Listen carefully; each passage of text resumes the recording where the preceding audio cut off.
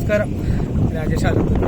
അപ്പോൾ ഞാനിപ്പോൾ വന്നിട്ടുള്ളത് നമ്മുടെ കണ്ണമ്പ്ര, അതായത് ആലത്തൂർ താലൂക്കിലെ കണ്ണമ്പ്ര പഞ്ചായത്തിൽ പെടുന്ന ഒരു വാവുമല എന്ന് പറയുന്ന ഒരു പ്രശസ്തമായിട്ടുള്ള ഒരു ക്ഷേത്രത്തിൻ്റെ എത്രയോ വർഷങ്ങൾക്ക് ശേഷം പണി കഴിപ്പിച്ചിട്ടുള്ള ഒരു ക്ഷേത്രമാണ്.